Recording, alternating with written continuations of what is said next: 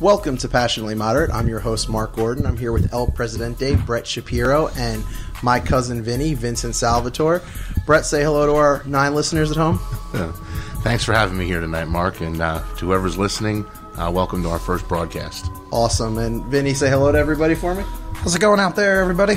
All right. So you guys are part of history tonight, which also means you get to be our guinea pigs. So don't hold it against us too much if we suck a little bit as we try to figure this out. But today, our focus is going to be on, basically, we're going to break down the 8 teams that are left for the 2014 NFL playoffs. We're going to talk about each team's chances of winning briefly, and most importantly, we're going to focus on what the storylines for those teams will look like, assuming that these teams make a run to the Super Bowl. So, in other words, if we have that 2-week break between the championship game and the Super Bowl, and we're breaking down which teams make it, we're going to take a look and see what we think those storylines will look like, depending on the matchups. So we're going to start with the Saturday afternoon game, which is New Orleans at Seattle. Anybody take a look and see what the line was on that game yet, by any chance? -8 Seahawks. Seahawks are -8. So obviously Seattle's got that home field advantage. Not a lot of people, I think, are giving New Orleans much of a chance to go up there and win the game. Let's start with New Orleans. Does this team have a chance to win the Super Bowl? I think they do. I'm probably in the minority on this, but Sean Payton and Drew Brees are a really good mix. Drew Brees threw for second in the league, 5,100 yards. And what's interesting about it is that no single receiver other than Graham on his team had 1,000 yards, yet he threw for 5,100. None of their running backs cleared 550 yards, so they get the ball around the field a lot. They're running all over the place. I give them a big chance. They don't need a particular player to step up for them to win. I think they can go into Seattle. I think they can make an impact, and I'm giving them a thumbs up for victory here. You think they're going to win the game? I think they're going to win the game outright. Wow. Yeah. What's the money line on that game? Bold Anybody prediction know? right there. That's a bold prediction. Yeah. What do you think, Vinny? Well, I give them a chance. Going in there, 12th man, it's tough. Obviously earlier in the season, the Seahawks wiped the floor with the Saints, beating them up pretty bad, 34-7. But the way I look at it, the Saints have the most improved defense in the league this year. They've gone from almost last place in defense to top 5 defense in the league, and Rob Ryan's done a great job up there, in New Orleans, and they're going to go up to Seattle, and it's going to be a dogfight. I think that's going to be probably the best game of the weekend. Wow. So you guys aren't buying that line then? You think that's too high? No, I think it's going to be a higher scoring game than people think. The Saints are going to probably try and tire out that Seattle defense. I think that game's going to be probably in the 30s for the winner. So it's so funny because I actually think the opposite. I think that there's a chance that you're watching something truly special with this Seahawks defense. They might be the best pass defense of all time. And if you look at the numbers, you'll see that it's an easy thing to argue. I mean, they gave up by far the least passing yards in the league. They gave up the fewest points in the league. And according to Football Outsiders, which is always one of those things that I like to look at, and they do DVOA, which is basically a comparison of teams across time. This is the 6th best defense, the 6th best total team DVOA ever. And in terms of just defense, it's like 7th or 8th. And you're talking about teams like they're ahead on this list of the Ravens from 2000. So I mean, a very impressive defense. And I haven't seen anything from New Orleans to make me think that they can score. Well, you brought up that Seattle gave up the fewest points. They gave up 231, but Carolina only gave up 241. And San Francisco was the 3rd best at 272. So, and everyone else is over 300, right? Well over, right. Mid threes to well over. So let's not jump ahead though and talk about all the other teams yet, because I know that's kind of part of the conversation, obviously, to get ahead. It is. But what the Seahawks have is the best win differential. They're plus 186, and that's the best in the NFC. So, yeah, they should be the favored by 8. They should be favored. I think that the Saints will give them a run. My money's on the Saints because, like I said, they don't need 1 or 2 particular players to score. They've got 3 or 4 receivers that can do it. They got 3 running backs that can do it. Whoever's hot, they're going to give the ball to. They got to tire out that Seattle defense. It'll be a good game. Well, so let's imagine New Orleans, they go on the road, they beat the Eagles. Then let's imagine they win 2 more games. So they go on the road, they beat Seattle. And they go on the road and they beat either Carolina or San Francisco. They're going to the Super Bowl. They've won 3 road games. Their 4th game is an outdoor game at Giant Stadium. Obviously, elements are going to be in play. Let's say they are in that game or they win that game. What are our top storylines that you guys see, for the Seahawks? What are we going to be talking about going into that Super Bowl if the Saints get there and or win? You're obviously going to be talking about Jimmy Graham. Jimmy Graham's been carrying this team all season long. He is arguably the best receiver in the league, and obviously the biggest X factor whenever he's on the field. If Jimmy Graham has a big week this week, next week, the week after, Jimmy Graham could carry them by himself to the Super Bowl. And I think that's the main factor with New Orleans. It's not so much Drew Brees. We all know Drew Brees is Drew Brees. It's all Jimmy Graham, and if the defense can keep him in games. I think I'll give a lot of credit to Sean Payton too. I think the coach plays a larger role in this than most people give him credit for. You saw without having him there last season what a debacle it was. You start talking about Belichick Brady kind of stuff if they pull this off and go all the way. I think. Yeah, I mean, that was one of my top 3 storylines. Was definitely the Sean Payton. I didn't even think of the Jimmy Graham thing, although I tend to agree with you now that you brought it up. Graham had more yards than Colston. That's and he had Colston's more yards down, than pretty much everybody. I mean, when that guy's healthy, he might be the best weapon in football. Right, but he's catching short passes and making plays. Colston's down the field catching the ball. So for him to, out yardage Colston, that's kind of a big feat on the team. Just so one of the stats that I saw, I know fantasy football is not real football, but Jimmy Graham was picked at the end of the first round, second round in all these fantasy drafts, and even with that high position, he still was 5th over everybody in terms of outperforming draft position. So the guy had just an absolute monster year. So one more thing, obviously the biggest thing if they make it to the Super Bowl, go on to win. It's gonna prove everybody wrong saying the Saints can't play outside of a dome, because they're gonna go on the road and they're gonna play in Philadelphia in a cold environment. They're gonna play in Seattle, in probably the craziest stadium loudest stadium in football, and then they have to go to hostile San Francisco or Carolina. And then after that to New York, where it's going to be cold. There's going to be elements in New York for the Super Bowl this year, and it's going to be undeniable that they are going to prove people wrong if they end up getting there. Yeah, I mean, I think that's a very overblown storyline to begin with. I mean, I know they've had a rough year on the road this year, but this is not a bad road team under Sean Payton in general. If you look back at the numbers, they're actually one of the better road teams in football during his tenure there. So I think it's an overblown storyline to begin with, but clearly if they go up to Seattle this week and win, forgetting what happens if in a game against San Francisco or Carolina, you certainly can't make that argument anymore, because that is by far the hardest place to go and win a game, and especially this time of year on the road in the playoffs. Do you guys have any other storylines for the Saints if they tend to make it? I want to go back and talk about Seattle, a little bit. We're going to get to them in one second. I just want to finish up with New Orleans before we go this, because I have just 2 more quick things that I wanted to bring up that I thought of. The first one is, you brought up Rob Ryan briefly. What a blunder for Dallas to put this on him last year in terms of their failures there. I mean, what a big mistake to let him go. He was the best thing they had going on over there. I mean, and I know the Ryans, they get a lot of attention, and, maybe you don't like the fact that every time they show your sideline, they're showing Rob Ryan instead of Jason Garrett, and maybe that's part of it, and maybe you felt like you needed to free Jason Garrett from that or give him a little more of the credit. That's a joke.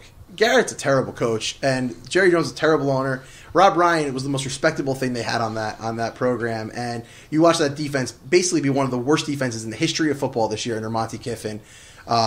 Rob Ryan was keeping that thing together. So I think that's an interesting storyline. Obviously, he's over. And look what happened with Wade Phillips.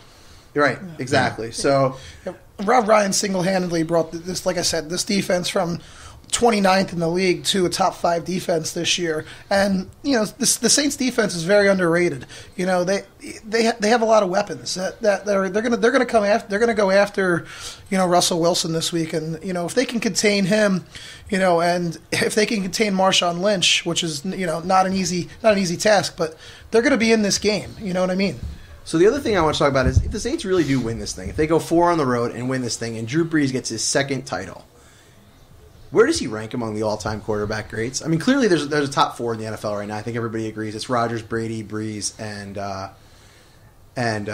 Rodgers, Brady, Brees, and Peyton. And Peyton Manning, obviously, right? You probably got to put Roethlisberger as 5.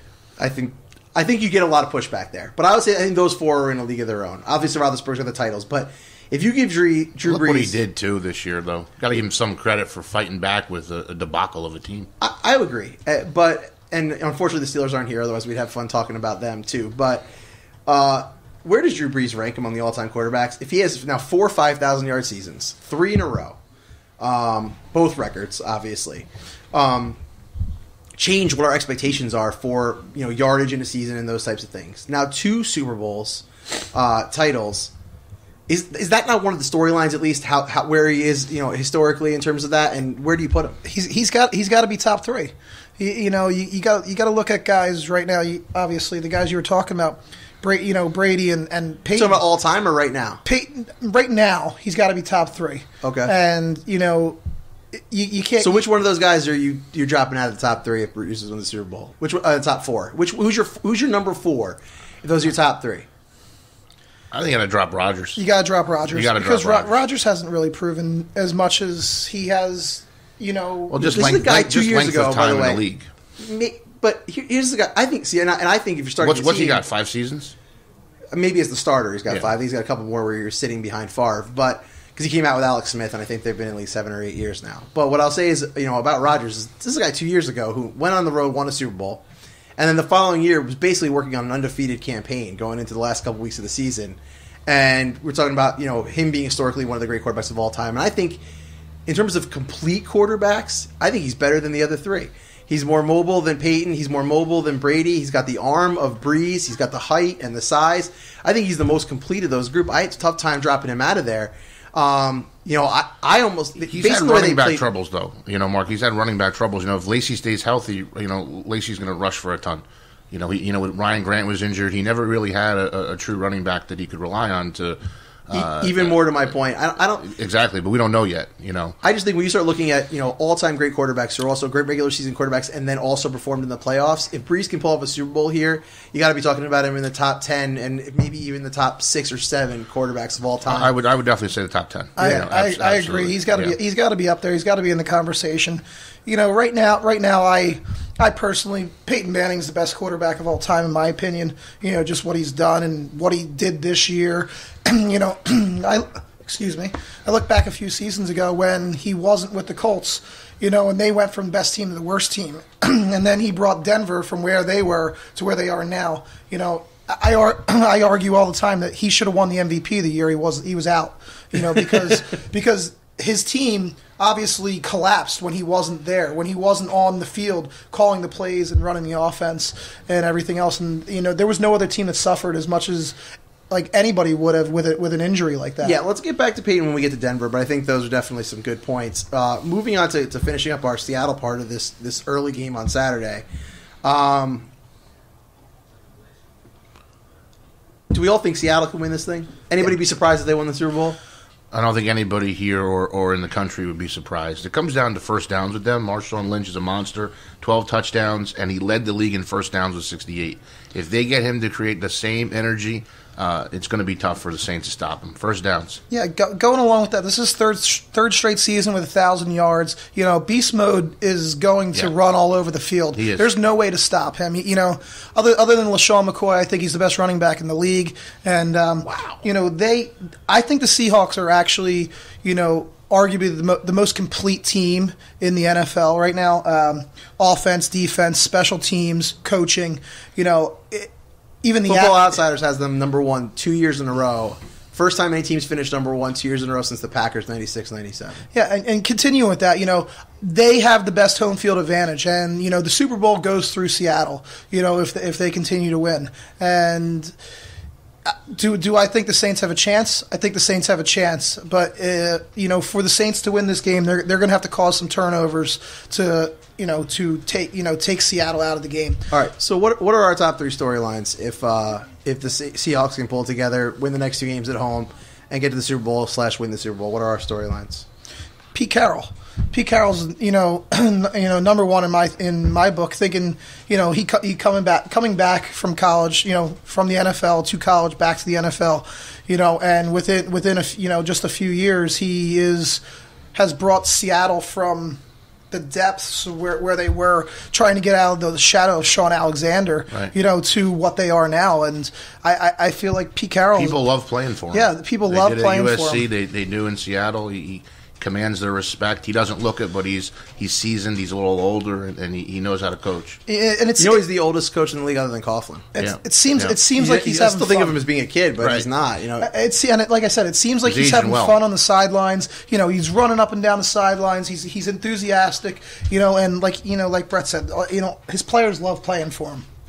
So, what are some other storylines we have? We brought it up, but I think Marshawn Lynch is the other storyline. I think that the Seattle defense is probably going to be the other storyline as well. I think that if Seattle can keep the Saints under 20 points, I think they win. Okay. If Marshawn Lynch goes for 100, 150 yards and he scores 2 or 3 touchdowns, it's going to be tough for the Saints to keep up. So those are the two things that you got to watch. The Seattle receivers I don't think are very scary. I think that the Saints have a lot more weapons, both at back and receiver. So we'll have to see what happens. But I'm taking the Saints in the upset on this one. So, you have another storyline? No, I think Seattle wins the game. I don't think they cover. So I think it's going to be a close game, and a turnover could be the difference in this game. In my opinion. I think it hurts Seattle that they didn't have a lot to play for down the stretch, but I think they're a far superior team when you break it down. But we'll see how that plays out. I mean, anything can happen in the NFL. I wouldn't be surprised. I'm always surprised if anybody wins by 8 points in these playoff games. And we saw that last weekend as 3 of the 4 games came down to the final seconds. But they were exciting. So here's a couple other storylines that I thought that came up in my head. The first thing is if they win the Super Bowl, is this defense the best defense of the 2001 Ravens? And are they an all-timer? Is this defense that good if they can pull this thing off? What do you guys think? Statistically, yes. Face wise, no. How many people do you know on the defense? Right.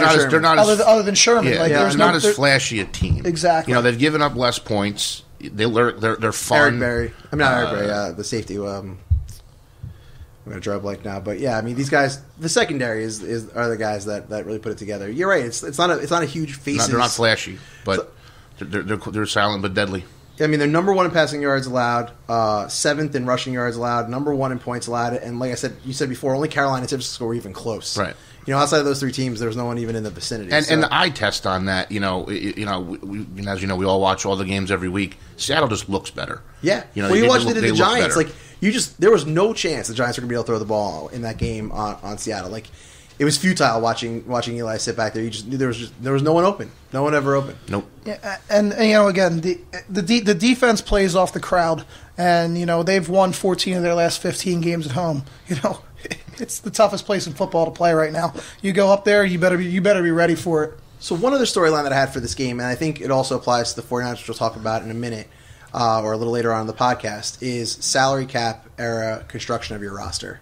And what I think one is a big story for New Orleans, and would be just as big a story if the 49ers are able to get there, is when you can pay your quarterback less than $1 million a year in this league, you have a huge advantage over these other teams that are paying $20 million for their quarterbacks. And here's the thing. We talked about those top 4 guys, right? If you have one of those top 4 guys, you can pay those guys $20, $22 million a year and make up for it. They can make up for deficiencies in the rest of your roster. What's happened in the league over the last couple of years, which blows my mind, and I think it started with Eli and Romo and Flacco and some of these guys getting $20 million a year. They can't get paid that much to expect those teams to compete. Those guys are not going to make up for those deficiencies. And you saw with Baltimore this year, they had to gut a Super Bowl winning team because they had to pay Joe Flacco $20 million a year. And I mean, Look what's happened in Dallas. They can't get a good line in there. I mean, you can't pay Joe Flacco just because he won a Super Bowl. At least Romo has got the regular season numbers. Flacco was a kind of guy that you could, with one bad season before that Super Bowl run, you could have seen him losing his job. Yep. If he would have had a terrible season going into that, you could have seen him losing his job. All of a sudden, now he's a $20 million a year guy. You're going to let Anquan Bolden walk and to go to San Francisco, and he needs those guys. So I think one of the big storylines here is if you can get a Russell Wilson in the third round. Obviously, you can't. That's what makes it so amazing. Or even a Kaepernick and develop those guys. Or even with the new draft slots, even a first-round quarterback now, having a quarterback on their rookie deal, if you can play them and have them be successful, you have a huge advantage over the rest of the league. And they need to stop paying these quarterbacks this much, or they're not going to be competitive. It's like winning the lottery, though. Like you said, you pick a guy in the third round, you have no idea what he's going to do. they've come up big with Russell Wilson and Russell Wilson, Kaepernick, the two guys you're talking about. Nobody thought that they could compete, and they're just they're defying everybody's expectations. They're using their legs, they're using their smarts, and a lot of those guys don't get chances, or you don't really find out about them until there's an injury. Think about how we found out about Brady in 2001. He comes in for an injured quarterback and then becomes a star. But you raised a good point. I think it exists in baseball too. And I know that's not what we're talking about here, but when you're paying a pitcher who plays one every 5 days, $10 or $15 million a year, when that you got 3 or 4 of those guys in your rotation, the rest of your lineup is going to suffer. But in baseball, there's no cap. So if you make the money, you can pull that off. In football, it's a hard cap. There's nothing else you can do about it. And again, if you're Chicago and you just gave Jay Cutler all this money, and Cutler's never won anything, the guy maybe has a bad attitude. Maybe they know something that we don't, but Denver certainly was willing to part with them. They knew something about it, right? You watch Josh McCown come in here this year, and he had the highest passer rating in the league. Now, maybe he's not better than Cutler, and I'm not saying that he is. But is the difference between him and Cutler, if you can have Josh McCown be your starting quarterback next year for $2 million and put $18 million of other cap space into other pieces of your roster, are you going to have a better team than if you have Jay Cutler in there for 20? Is Jay Cutler worth almost as much as Aaron Rodgers, Drew Brees, or Peyton Manning? He's not even close. Not even in the ballpark. So I think that's an interesting to watch over the next couple of years. Is if they can just because a quarterback wins you some games, doesn't mean he's a $20 million a year quarterback. And Eli got a lot of that because of some of the intangibles that he brings to the table, which is you don't have to worry about him in the media. He's never going to say the wrong thing. And the Giants kind of overpaid him because he was the face of the team in New York. Now they're overpaying everybody, and I just don't know where that comes from. So we have to move on. We're about 21 minutes into this podcast. For you guys at home, we didn't announce at the beginning of the podcast we were supposed to. We were here on Tuesday night before divisional round weekend. The late game on Saturday is Colts at New England. Somebody got a line for me on that? -7 Pats. Pats -7. I think that's probably about right as a line. That's probably what I would have guessed there. So let's do the Colts first. Can the Colts win the Super Bowl? I don't think so. I don't think so either. I just don't see enough weapons on offense. I don't see enough on defense. Minus Robert Mathis. There's just look at they're so depleted right now without Reggie Wayne, without the leadership. Losing Peyton Manning. A couple of years ago, losing Jeff Saturday, losing most of their offensive line. Tight end guys like Dallas Clark moving on. Like their team is just. And Andrew Luck, right now I feel like they're on cloud 9 and they're lucky right now. This past week they, second biggest comeback in NFL playoff history, and I feel like they're in for a big letdown this week.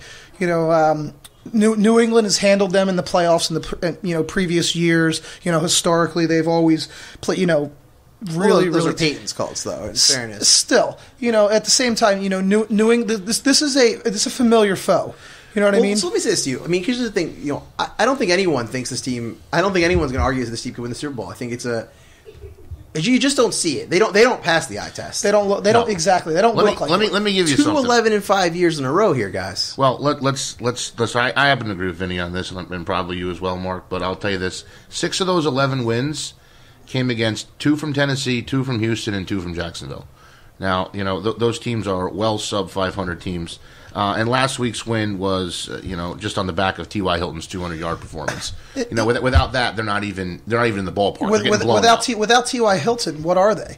And obviously New England knows this. Bill Belichick knows this. They are going to double T.Y. Hilton. They're just not going to let him get the ball, especially after what he did last week. They're going to make Ronnie Brown. Not Ronnie Brown. Donald Brown and Trent Richardson run the ball, and they're going to make Andrew Luck throw to his tight ends and third, fourth wide receivers. Like those guys are not going to be able to compete with New England, and I just don't see it happening in this game. So I think we all agree. Let's assume they pull off a miracle here, they win the next 2 games, they get to the Super Bowl. What are the storylines? Again, coach Chuck Pagano, coming back from the sickness and everything else. Yeah, the story's been beaten to death, and I don't think we need to hear my dog in the background. That's cute. The story's been beaten to death, the Chuck Strong thing, but it's still an amazing story. The guy's had a crazy year. I don't think we need to rehash that stuff now. I think everyone knows the story, but certainly was one of my top 3 storylines. I mean, if If there's I give them no chance. So I just give them no chance. I think that I'm not even sure who's going to be running the ball, whether it's going to be Richardson or Brown, but it's just the fumbles of disasters. But if we're going to go ahead and say that they have a chance, or that they're going to make it to the Super Bowl, you're going to be looking at Andrew Luck. Andrew Luck has stepped into that role as quarterback about as phenomenal as you could possibly have over the last 2 seasons. His first 2 years in the league, he's won 11 games. He's gotten into the playoffs. He looks poised. He looks solid. The eye test on them, you wonder when they lose, why they lose. There seems to be some defensive breakdowns, but certainly if they get there, the story will be all about Andrew Luck. It's got to be about Andrew Luck. If they win this week again, it's Luck. It's Luck crazy. Luck's the best rookie ever. Can you imagine if he goes to Denver and beats Peyton? I mean, that would be. People would be going nuts. Well, he already beat Peyton once this year. He already did. You know what I mean? Different in the AFC Championship game. Sure. Understandably, but he's already done it, and I don't. Beating a team in the NFL twice in one season is tough enough, and I really don't give the Colts any chance in this game or down the road. Yeah, if by some miracle they make it. Actually, my first storyline is being Andrew Luck, and Andrew Luck possibly beating Peyton Manning. And Andrew Luck, again, we go to the Football Outsiders. His rank is 14th this year. So I mean, he finds ways. His numbers are not good. And they're not good. He wins games though, and you can't really argue with that because that's how it was for him in college too. But I had Chuck Strong there. My third storyline was insert player X here, because for them to pull off a miracle and win these 2 games, you're going to have somebody come out of nowhere. It's going to be a Robert Mathis having 6 sacks, or Trent Richardson, having 3 1-yard touchdowns or something like that. So there will be a story here. I just don't see it. Robert Mathis leading the league with 19.5 sacks this year is a story in itself. He's an animal. He's the one guy they kept. He's the one guy they kept around. He's the one guy that provides leadership on this team. And if they're going to rally around somebody, it's going to be him. Right. It's not going to be Trent Richardson. It's not going to be Donald Brown. It's going to be Robert Matheson, and he's going to make a big play that's going to change the momentum in the game if they end up winning this. I would agree. So let's talk about New England a little bit. Obviously, we all think New England's going to win this game. And clearly we all think they're capable of beating either Denver or San Diego. So are we in agreement this team actually has a real chance to pull this off? New England should win this game handily. Yeah, I 100% agree. But we all think they can make the Super Bowl and actually win this thing too, right? We think they can win the whole thing. You would think they could be a championship team? Absolutely, I think so. I do. Yeah. Okay. So what are the storylines if that happens? What are your top storylines if that happens? A couple things. Obviously you get the Brady factor. First of all, Tom Brady is Tom Brady. And if anybody's going to do it, he's going to do it. Also, it's the 8-0 at home this season. If they end up winning the next couple games, they're going to go undefeated at home, which is a pretty big feat in itself. Well, they'll probably have to go to Denver. Assuming Denver beats San Diego, they'll have to go to Denver in the next game. Obviously, they'd be home for the Chargers, but... Yeah, so they'll be 10-0, by the time it's all said and done, at home this season, which is pretty crazy. And Dynasty. They've won 5 straight, AFC East titles. They've won 3 Super Bowls, in the last 10 years. They're the definition of a dynasty. Bill Belichick, and Tom Brady, as much as people might want to hate them, they do things right. They don't take their foot off the gas pedal when you're up by 50. Yeah, if they win this Super Bowl, it'll be 6 Super Bowls between the 2 of them, 4 titles over more than a decade, with no other constants. There's no other constants on that roster in any other position. It'll just be Belichick and Brady. So clearly, I think the number one story would be the dynasty for those 2. Absolutely. And this year, this will be the year they do it as the underdog. This year they are an underdog to several teams in the league. First time probably since they beat the Rams in the Super Bowl a long time ago, and when we didn't even know who Tom Brady was. Mm-hmm. Another big storyline. Their defensive captain, Brandon Spikes is, we just found out he's out for the season. Somebody's going to fill his role. Next man up. Next man up. Who's it going to be? He's second or third on the team in tackles this year. Who's going to fill that spot? Somebody's going to fill that spot and come up big, I think. So one other storyline that we haven't even talked about yet is 12 months ago, this team had the best tight end tandem in the history of the league. That was 12 months ago. Obviously, the Aaron Hernandez story has been talked to death, but that's crazy that this team was able to overcome that as a distraction this year and still be the Patriots. I mean, I know if anyone could do it, it'd be them. We almost kind of take that in stride. But if that had happened to any other almost team, didn't know it was even going on. I mean, when Plaxico shot himself, I mean, that's all. In comparison to this story, that's like a joke. You know, taking your gun to the club and sweatpants, shooting yourself in the thigh is not, murdering your girlfriend's sister's boyfriend or whatever it is that. Or Michael Vick stories. That's a horrible one too. But, it took Atlanta a long time to recover from that. They ended up with the number 1 pick in the draft as a result and got Matt Ryan. Patriots wasn't even phased. And then they didn't have Gronk. They didn't have Gronk for most of this year. Didn't make a difference. They didn't have Aaron Hernandez. And these guys still plug away. So that's got to be part of the story. Who's the number 1 receiver on New England this year? Kenbrell Tompkins? Julian Edelman, probably. Edelman? Or Amendola. Who are these guys? Amendola hasn't done nothing all season long like he was expected to. I mean, Julian Edelman is the Wes Welker replacement. Yeah, exactly. But, and he's still a little weasel around the field. Like, he gets his catches and, he'll fly under the radar and make a few plays. But, like, who's Julian Edelman? He gets quiet 110-yard games. A few years ago, Julian Edelman was playing both ways in the football. Come on, like, for real. Yeah, no, it's just they plug and play guys so many times year after year, and it's just the same results. So Brady gets Super Bowl 6, wins Super Bowl 4, greatest of all time. All time.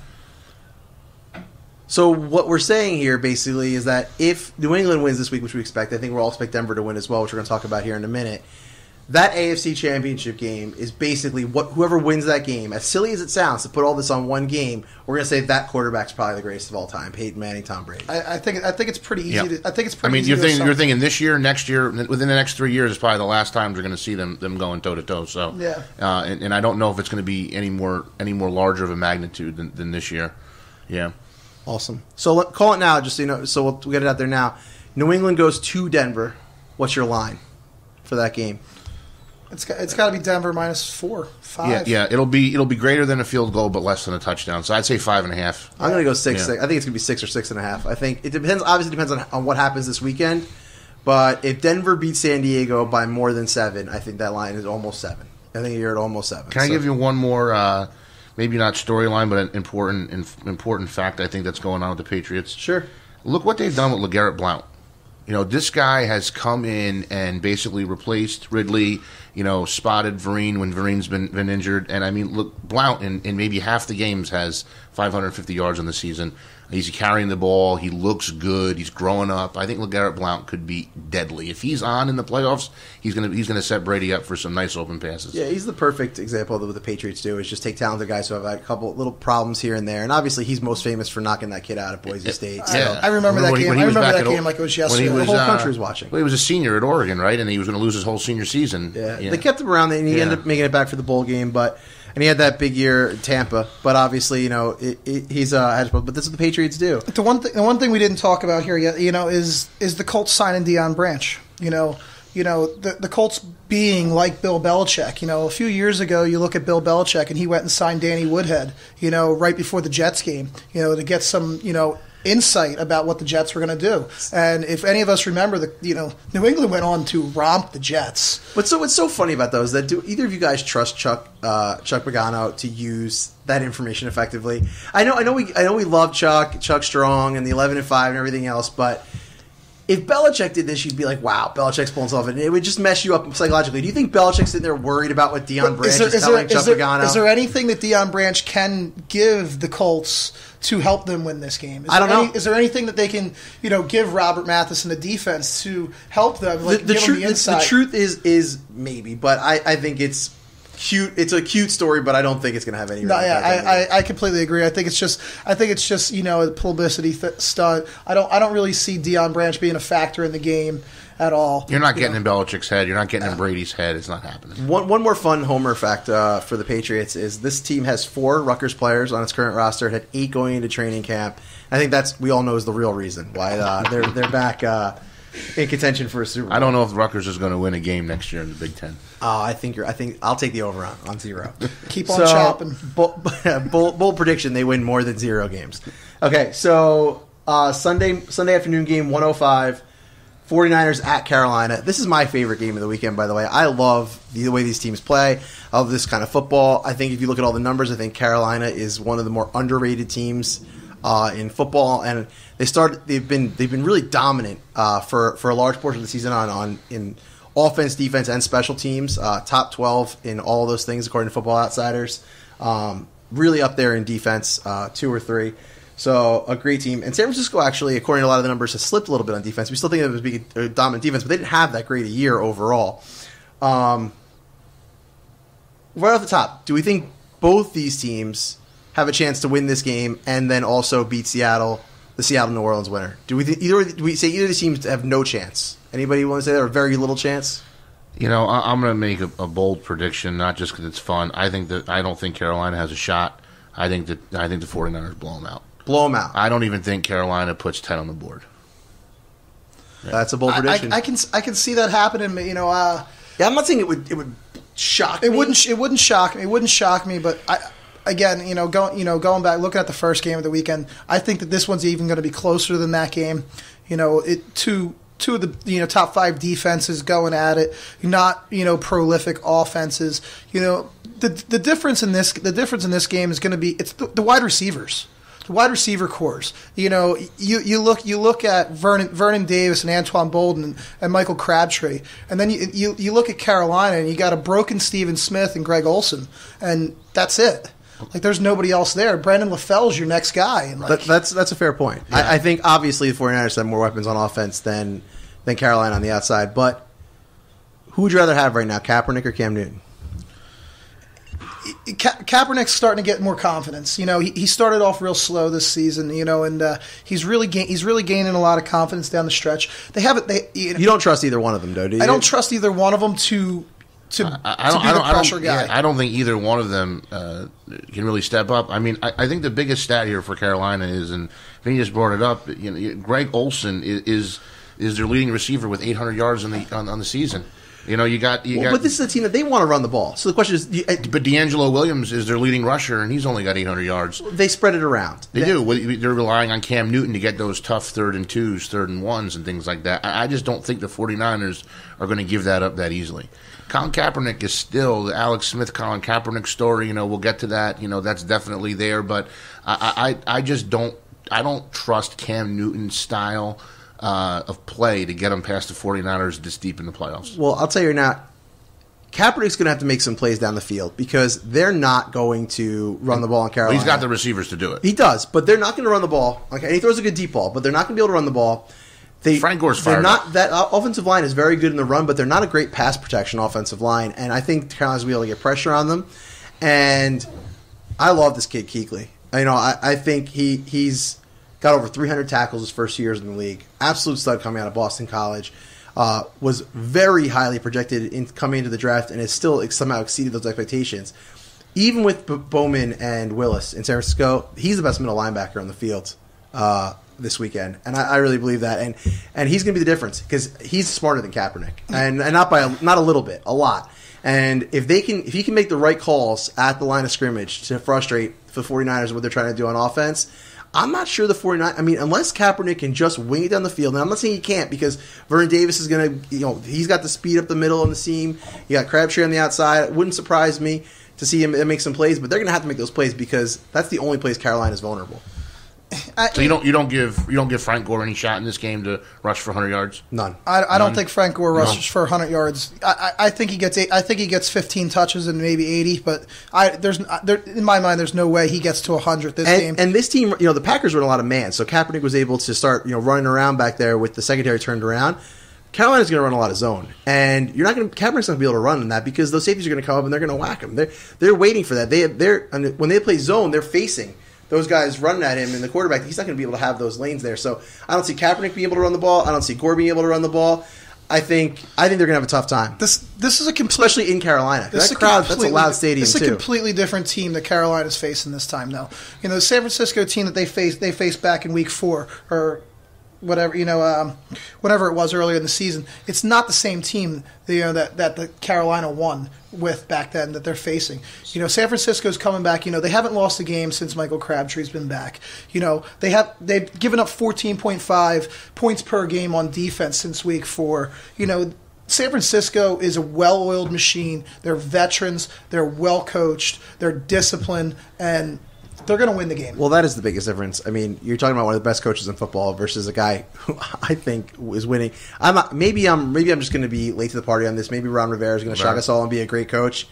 I haven't seen it yet. I don't know what happened. I mean, this guy blew a lot of close games up until what they went on this run this year in the past. And Harbaugh to me is one of my favorites. I mean, outside of Belichick, he may be the best coach in football right now. So I do like San Francisco because of that reason ultimately. But I think Carolina is an underrated team. And I think Cam Newton could step up big. It wouldn't surprise me to see him pull off a big performance. Spotlight game, spotlight guy. If he rises to the occasion, it's been coming. It's been building. If he rises to the occasion, it could be his time to shine. And you got to look at a guy like a veteran like Steve Smith. 106 straight games with a reception for Carolina. And the guy still gets it done. The guy still gets it done, and if he says he's healthy, which I don't believe he's 100%, I think he's going to be more like a 75% guy this weekend. With that banged up knee. Steve Smith's still a guy you got to watch. So he's got that long playability, and if you don't shut him down, they could just throw one over the safeties. It's something I've been seeing the last few weeks. All the safeties in the league have been playing real shallow. There's been a lot of deep plays that have just keep happening, and you're just like, why are they happening? Because everybody's creeping up on the run defense. So look for that to happen. So let's get to the storylines. San Francisco wins this game. And then they would either have to go to. Actually, are they on the road either way? Who they'd either have to go. San Francisco's on the road either way. Yeah. So they're going to either at New Orleans or at Seattle. So probably the two toughest places to play in football. I mean, or certainly right up there. Let's assume they get it done. They get to the second consecutive Super Bowl. What are our top storylines for the 49ers? Coming back from the letdown from last year, I feel like San Francisco was the team last year. Baltimore was playing on emotion last year, with the Ray Lewis, Ed Reed stuff. San Francisco gets it done this year. They've proven everybody wrong that, a team can come back and win on defense.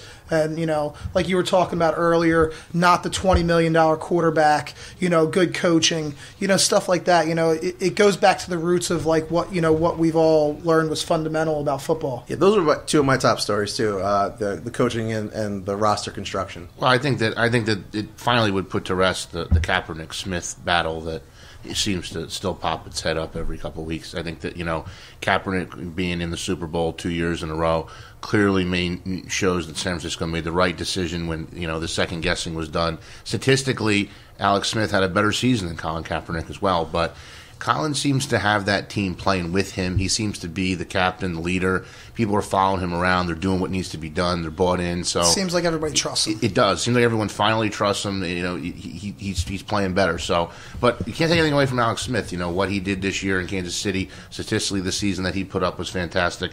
I really believe that 3/4 of the season it was the Vernon Davis, Anquan Bolden, Frank Gore show.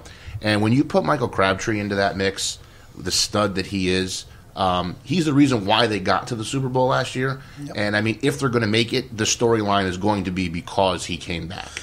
It's going to be that Colin Kaepernick didn't fold and that he is better than Alex Smith and that Crabtree's back and he's a deep ball threat. The way I agree with you somewhat. It's going to be that Michael Crabtree doesn't drop a ball.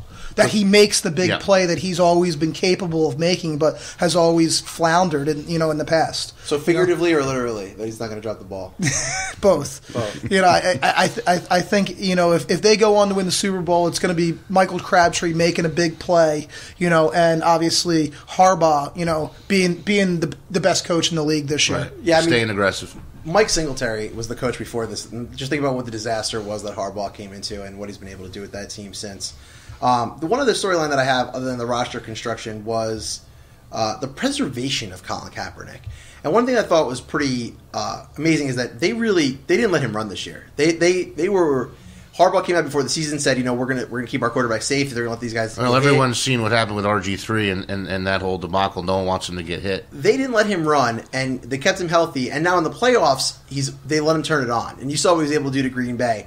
He's going to have to do that this week. He's going to have to find. I think Carolina's going to watch him. Like I said, I think those safeties are going to be staring at him. I think they're going to be playing a lot of zone. But if he can run for a couple of critical first downs, And I think it'll be there. I think that those runs will be set up well because there are legitimate deep ball threats. It's definitely possible. So, if he can make those plays, I think that will be one of the stories. The fact that he's healthy and has the legs to do that this time of year because they didn't let him run all year. They found a way to win 12 games, and really they started off 1-2. So I mean they finished season 11-2 coming down the stretch, and then they won their final 6 or something. Yeah, as soon as Crabtree came back, they didn't lose again. Yeah, so. They haven't lost since Crabtree. Yeah. And they've been a different team since Crabtree's coming back. It's opened up the offense so much. It's taken pressure off Frank Gore and off Kaepernick. Both running and passing. But something we forget though too. Kaepernick was very close to throwing a pick 6 at the end of that game against Green Bay, and if he had thrown that ball and Green Bay had run it back, we'd be talking a whole lot differently about Colin Kaepernick and the Alex Smith storyline and everything else. It's funny in this league how one play that guy doesn't catch the ball, and all of a sudden if Colin Kaepernick's back to the Super Bowl, he's a better decision over Alex Smith. He could have lost that game right there. Well, that's why we love Tony Romo so much. That's right. Yeah. That's why we love Tony Romo. Because no one ever drops the ball for Tony Romo. So, Carolina, let's assume that they're as good as... if Carolina wins this game, it's Cam Newton. 100%. It's Cam Newton. Yeah. There's nobody else. Yeah. There's nobody else there. Maybe LaFell catches a ball here and there because he's left open, but Cam Newton is going to have rushed for 2 touchdowns, made 6 or 7 third downs. It's going to be the Cam Newton show if they win. Absolutely. And I don't see it happening any other way. They're going to jump on Cam Newton's back. I mean, how many years has John Stewart and D'Angelo Williams been a duo there? I mean, it's going on like 7 or 8 years now, right? Yeah. They can't get it done. My prediction for this game is that Kuechly has more than 15 tackles, that he ends up being the biggest storyline of the game. Maybe gets a sack or a pick in there at a time. I love this kid. I think he's going to be a difference maker for them. If they win the game, I think, like I said, he had 300 tackles over the last 2 years. He's going to need to run a fumble back for them to win the game. Maybe. He had a 24-tackle game, though, earlier this year. He almost broke the record. I know it's an unofficial record, but I mean... And then, obviously, if Ron Rivera gets to the Super Bowl, I think it'd be great to watch this guy in interviews for 2 weeks before the Super Bowl. I think we might learn some things about Ron Rivera if we get him in front of a microphone on Media Day. So that sounds like fun to me. This is the game of the weekend that is going to come down to the last 2 minutes of the game. Yeah, smash mouth old school. There's gonna be a turnover. This is gonna be a low scoring game. I see this being like a 21-17 game, if not lower. And one team, like you said, Kuechly or Willis, one of these guys is going to come up with a turnover and secure the victory for one of these teams. Yeah. So our final game of the weekend is San Diego at Denver. So let's look at the Chargers first. Do we think the Chargers can win the Super Bowl? Before you start, Broncos are -9.5. Which, does that seem low to anyone? I know San Diego beat Denver a couple weeks ago, and I guess that line screams to me, we don't trust Peyton Manning in the playoffs. Like, this team, I mean, this Denver team was historically good this year. We're talking about one of the top offenses of all time. Number 1 in total points scored. Football Outsiders DVOA, the top offense since the 2011 Packers, but they're up there in terms of efficiency with that Patriots team from 2007. I mean, Patriots team was better, but I mean they're in that ballpark. Here's a number to blow your mind: 453.3 yards per game offense. Like that, it's unheard of. So the Chargers were 5-7. Okay. This is a 5-7 football team, and at the time they were 5-7, according to Football Outsiders, they had less than a 3% chance of making the playoffs. They needed a miracle, and they got it. They needed two weekends in a row. People may remember this, but in Week 16, they actually needed 3 teams to lose in order to stay alive. They won their last 4 games in a row. Cincinnati, Pittsburgh, and somebody else lost, Baltimore right? and Miami, they needed to lose twice. That was in Week 7, yeah. They needed them to lose 2 weeks in a row, which they both did.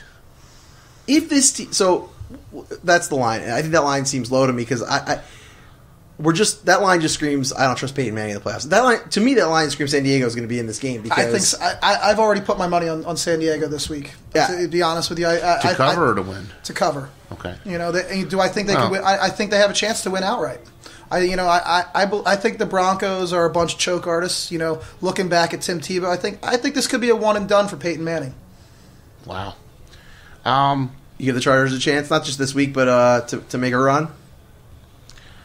I think that the Broncos win, if I could, triple-digit style. I think this is going to be the blowout of them all.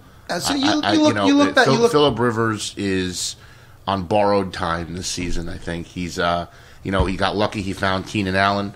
Ryan Matthews has had some respectable games, but I think that it's actually been one of the best. He's probably been the best running back in football over the last 5 games of the season. San Diego's got nothing to lose. They're the hottest team in football right now, and they're behind a veteran quarterback who's begging to shine in this league. He's been under the shadow of Roethlisberger and Eli for years.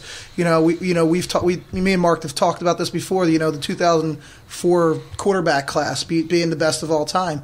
I think it definitely is. Rivers is he's just begging to shine and just come out of his shell, once, and I think this week they're the hottest team in football, and I believe they have the weapons. Keenan Allen is just raw talent. He's one step behind Calvin Johnson, being one of the best receivers in the league. Wow, you can do not speak Calvin Johnson's name with Keenan Allen. Listen, what I would tell you is this weekend Keenan Allen blew. He made some catches that were just unbelievable. You're loving that kid, man. That's some serious love. You got Demaryius Thomas with 1,400 yards. You got Eric Decker with 1,300 yards, and the Wes Welker factor. I don't give him a chance. Julius Thomas plays. He's created another tight end out of nowhere. I don't even think this is close. I'm talking about a 30-point blowout. The Broncos are an offensive juggernaut. I'm not going to argue with that. They have 5 guys in the team with 10 touchdowns. San Diego would need to be perfect, because what will happen in the game is, and where the big blowouts occur, is when Peyton gets up by 3 scores in the first quarter, in the middle of the second quarter, it's over, because then Rivers has to throw the ball. He's not throwing it out of luxury. He's throwing it out of necessity, and that's where it goes wrong for him. My bold predict. This is the one game that I made a bold prediction. And my bold prediction, for this weekend is that rookie coach Mike McCoy is going to lose this game. In the last couple minutes of this game, I feel like San Diego is going to be in control of this game. You had to look up who the coach of the Chargers was before to come up with that bold fact. I think we all did before. I feel like he's a rookie coach. Yeah. I feel like he lacks experience, obviously, and 41 years old. I think that whether it's a challenge, right, whether it's a timeout, whether it's something, something is going to happen that is going to cost them the game if they lose. I hope not, because it's hard to be worse than Norv Turner. So it would be. I mean, what do you, if you think that they're going to cover? What do you think the final score of the game is, Vinny? If they're going to keep within 10. They're going to keep it within 10. I see this game being like a 35-28 game. Yeah, see, I think Peyton's going to be cruising in the 40s. I think he may hit 50 points. He's going to go nuts. This is his year. This may be his last shot. 5 games of 50 or 3 games of 50 points this year is pretty impressive. Anybody got a weather report for me in Denver? Snow. Is it going to snow? Snow and cold. Wow. That makes it interesting. Hard to score. Yeah. It does. The other factor is this is the only game of the weekend that is a division opponent. San Diego knows Denver. They play Denver twice a year. This is going to be the 3rd time they play each other this year. So they know each other, more than any other team this weekend in the division. I feel like and the 3 remaining teams have all beat Denver. Do you trust John Fox in the playoffs? No one ever talks about that with Denver. No one ever talks. Most people don't even. I mean, you never hear them talk about the coach. So Peyton Manning. Well, because Peyton Manning is the coach. Yeah. Well, he certainly doesn't coach the defense, and Del Rio's coaching the defense, and that's fair. Yeah. So and I like Jack Del Rio. I think no one can win in Jacksonville, so I don't blame him. But do you trust John Fox in a playoff game here? I don't know enough. I don't know enough about his play calling. Because I remember when he beat the Eagles. Wasn't he? Sore spot. Yeah, always got to take jabs. Carolina beat the Eagles. I think that John, even if you don't trust John Fox, I think he's got enough supporting cast behind him and on the field to carry through. I really, this is it. This is Peyton Manning knows that in almost every comparison, he is fallen short of Tom Brady. So Peyton Manning's got a chip on his shoulder. Let's get to Denver. Let's just recap. So for San Diego, our top storylines are: who is Mike McCoy? Is this the flukiest playoff run of all time? And the answer is yes. If this team wins the Super Bowl, I think it's the flukiest Super Bowl winner of all time. I'll tell you what. I think that if Pittsburgh had gotten in, it would have been just a tad bit more ridiculous than for San Diego to. But at least they have the pedigree. to me, no one wants to play Ben Roethlisberger in a playoff game. No one wants to play Mike Tomlin in a playoff game. But if rookie head coach Mike McCoy and Philip Rivers, who's known as a guy who has never gotten it done in the postseason, find a way to make a run from 5-7, I think that's really crazy. And then the last thing is, you said you think the 2004 quarterback class is definitely the best of all time. I like to make this argument because obviously I'm a Giants fan. I like Eli. He's got 2 rings. Roethlisberger's got 2 rings, 3 Super Bowls. I think it's a hard argument to make at this point that they're the best. But if Rivers actually got one, I think then you could start really developing that argument over the Marino Kelly class. So, but we'll see how that plays out there. Certainly in terms of diversity of Super Bowl winning quarterbacks, they would have to jump if Rivers got talking one. about the quarterbacks, Rivers goes under the radar a lot, since... He had two horrible years coming into the season. Dude, He's not under North the radar. Destroyed that team. Sent out, they sent LT Pack, and that wasn't North. They've had a lot of problems in San Diego the last few years, and I don't think that Philip Rivers was focused, like he has been this season. I've seen San Diego beat Denver, beat my Eagles, beat some teams that they probably shouldn't have beat this year. And do I think it's improbable? Yeah, I think it's improbable, but it's not far-fetched. So we've dissected this game a little bit. We know where we stand on that. Denver, I think we all think Denver's going to win. You think it's going to be close. You think it's going to be a blowout. I think if it's close, Denver finds a way to lose. Yes, that's exactly. I do think that I don't think it'll be close. I think they win by. I think they win by 20. If 10's the line, I think they win by more than 10. I think you could easily see this game in the mid-20s.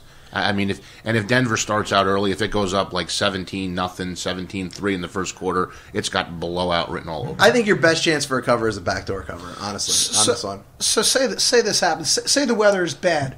We've seen some snowballs this year. Yeah, if there's 8 inches of snow on the ground, you might as well throw the book out the window. Yeah, throw the book out the window because then all of a sudden it becomes a running game. And, advantage San Diego in the running game because Sean Moreno has not proven anything this year. I'll tell you what. I'll take the stable of running backs.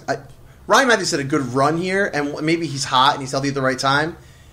I'll take the Denver stable of running backs over him. It's not just Ryan Matthews. Danny Woodhead is underrated, and in the snow, he's a guy who's really dangerous. Actually, Moreno's less likely to fumble the ball. I wouldn't give him that one. I am Mr. Butterfingers. All right, so let's assume Denver wins the next 2 games. They win the Super Bowl. What are our top storylines for Denver? It's our last team. Peyton Manning's best quarterback of all time. GOAT, right? He's the GOAT, greatest of all time. You got to look at the receiving core. You look at Wes Welker coming to Denver. And John Elway building a great team around Peyton Manning. Giving Peyton the weapons he needed to succeed that they didn't have in years past. You got to talk about Elway in some way. Being able to construct this team. We've talked about with Fox and Del Rio as the coaching staff. Yeah, I mean that's fantastic. Bringing some guys in. Getting over the Tebow. Stuff that's happened out there. Everybody loved Tebow and, this and that. I was one of the guys, this very well, Mark. I think Tebow's an absolute joke. I've always thought Tebow was a joke. I thought Tebow was a joke in college. I thought Tebow was a joke when he signed in the NFL. And it was Brett disagrees with you. Big publicity. It was a big publicity stunt, and and I just feel like Elway was completely disgusted. And when he brought Peyton Manning in, he brought in his philosophy, and he changed. Well, from a everything. business decision, I don't think there's anyone that wouldn't bring Manning in. But when you look at what Tebow did in college, when you look at who he is as a person, and then you look at that he started and won 6 straight NFL games to get the team into a playoff, won on the road in Pittsburgh. We can do a Tebow podcast another time. You can't discount that. No, and I don't. He's the worst NFL player in history. Oh, dude, that's awful. He loves that argument. But we'll talk. He just wants us to talk about LaShawn McCoy. There you go. So, actually, it's funny. One of the storylines I do have for this is the Tim Tebow storyline for Denver. There's not a lot of other storylines there, and I have the Peyton Manning. What about offenses of all time? Is this where does this offense rank? It's the best. It's the best.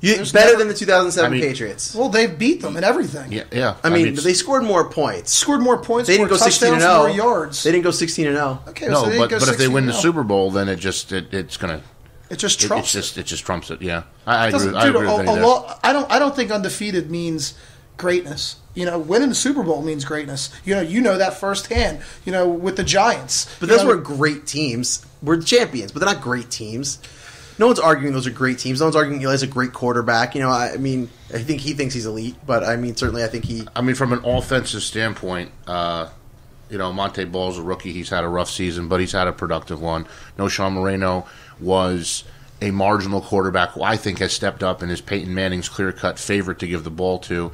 The Wes Welker factor, I think, is I think he is a storyline in this. Wes Welker is the factor. You know, coming over from New England, what he meant to Tom Brady in those championships. He didn't win a championship. He didn't win a championship, no, but he was part of... He dropped that ball against the Giants. Part of some magical seasons there. I also think, you know, what does this mean for Jack Del Rio? I mean, I think he's going to get a head coaching spot somewhere.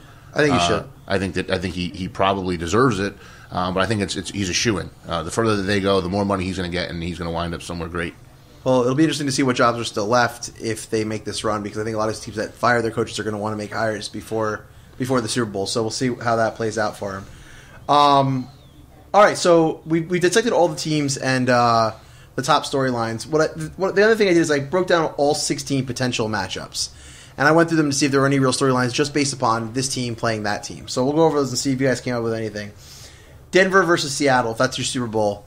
Any specific storylines that jump to mind with that one? Other than them being the two best teams, two number one seeds, I didn't have anything. Number one's best defense versus best offense. Right. Yeah. You know, that's a huge storyline. Okay. You know what I mean? Like, you know, best offense versus best defense. You know, in New York. In New York, does it get any better than that? Isn't that the Super Bowl that everybody wants? So if Seattle shuts down Peyton Manning and they win that game, now are they one of the best defenses of all time? Of course. Gotta be. 100%. Okay. Denver, Carolina. Any storylines jump to mind there? I have one.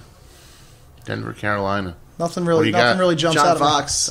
That's John Fox's old team versus John Fox's current team. That's my only big storyline there. I got nothing there. Denver 49ers.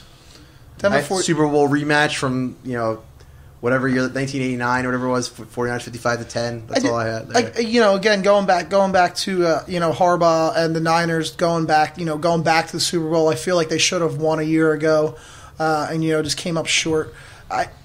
Beating the best team, the best offensive team of all time. I think that would be a huge storyline for Harbaugh and a huge you know, completion to, you know, what they've tried to build and you know, do in San Francisco. Okay. Denver, New Orleans. Anything jump out to you? Denver, New Orleans would just be the shootout of shootouts. Like, that would be... Well, so if Breeze beats Peyton again in the Super Bowl, because that would be the second time, you know, because they beat the Colts, is that its own storyline? Absolutely. I think it is.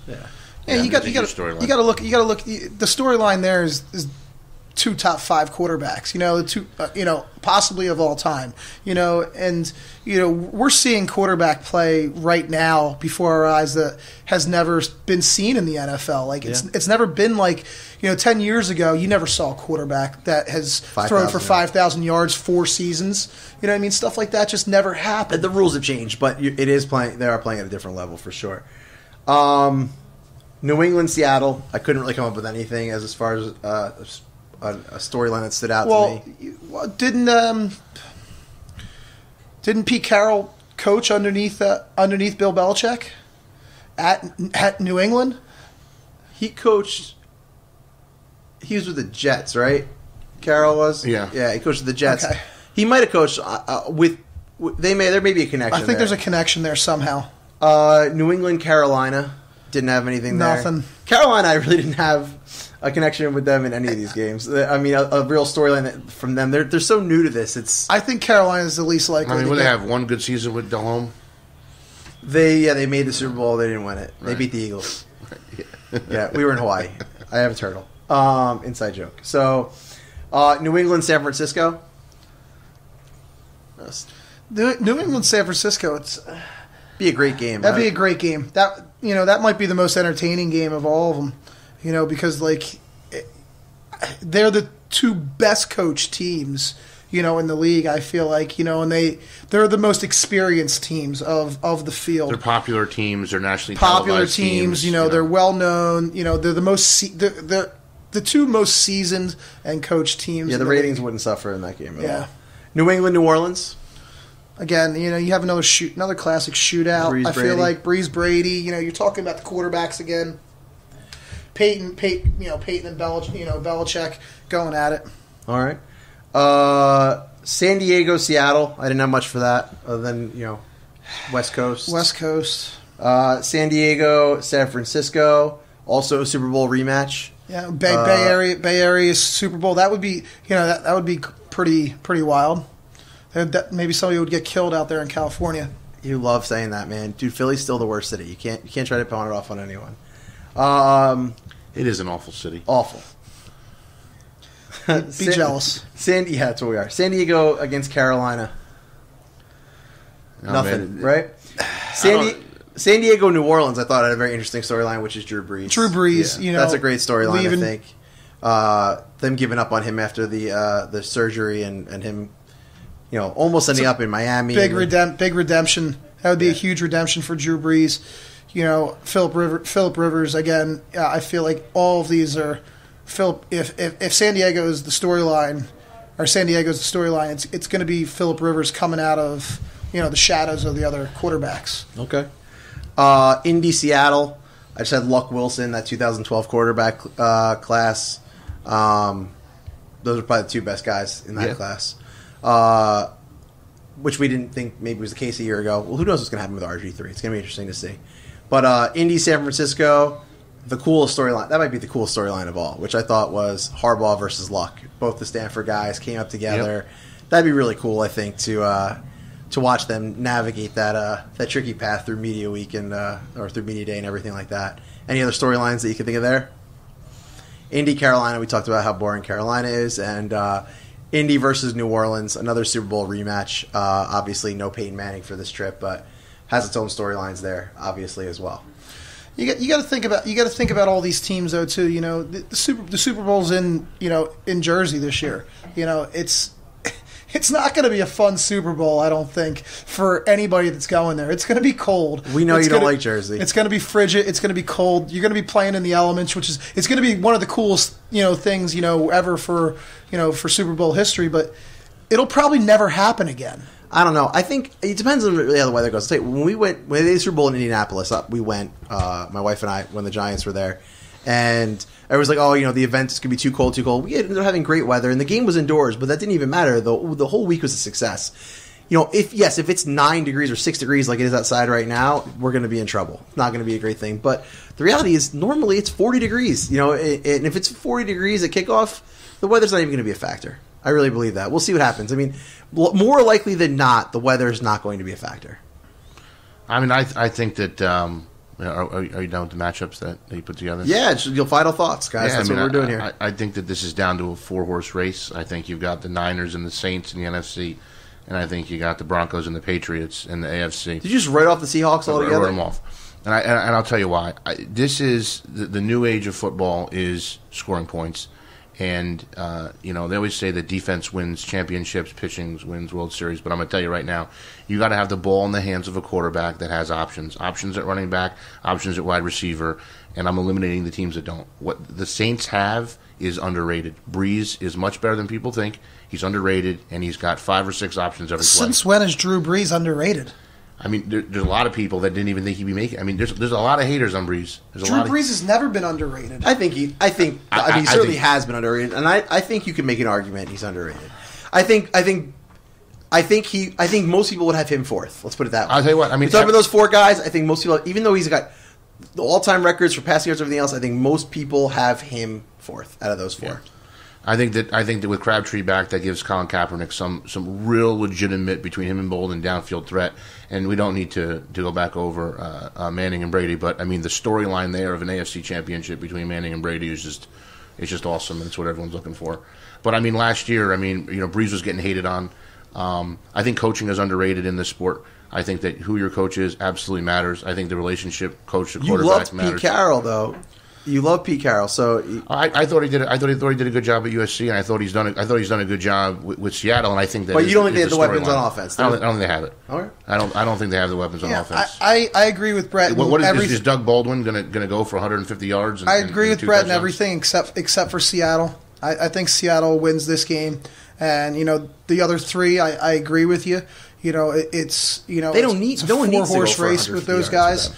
Well, let's look at it last year. Last year, you had the Ravens and the 49ers in the Super Bowl, and we were talked about how that was going to be a defensive matchup, and it was a shootout. You know, it comes down to who's got the weapons and who's going to put the points up. That's what it comes down to. I don't think, the Ravens' offensive supporting cast was significantly better last year than what Seattle's got going on this year, at least not statistically. Marshawn Lynch is... No, would you have thought about Flacco today what you thought about him even just a year and a half ago? No, but I think Russell Wilson's the real deal. I would take Russell Wilson over Joe Flacco right now. Any day of the week. Yeah, I think that kid's special. I think he's a special talent, and he's smarter than people. He's underrated. He's underrated. He's super smart, and you know what's the funny thing about him is that when he's being chased out of the pocket, he's running full speed because he's running away from people. He's so smooth when he lets that ball go down the field. When he's throwing on the run, he's the smoothest I've ever seen with that, and that matters in the playoffs. He makes those types of plays, and I think he's got that clutch thing too, that Eli thing that that matters in the playoffs. And I think there's a reason why they're the favorite. There's a reason why the money's on them. Let's just say that. Well, we all know that regular season is very different from postseason, so that's why they play the game. So it should be fun to watch. It should be fun. Yeah. Looking forward. My final thoughts are again looking forward to the conference championships.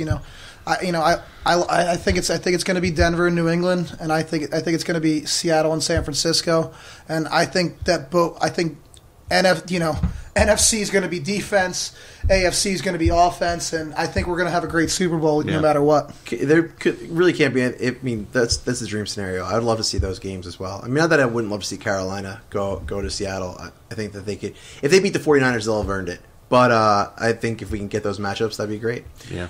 All right, guys. So we're an hour and 11 minutes in. Thank you very much for joining us for our first ever Passionately Moderate podcast. It's been fun, Vinny. Thanks for having me, Mark. Yeah, it's been fun. All right, guys. Thanks so much for everything, and we'll catch you next time we have something to talk about. Thanks so much.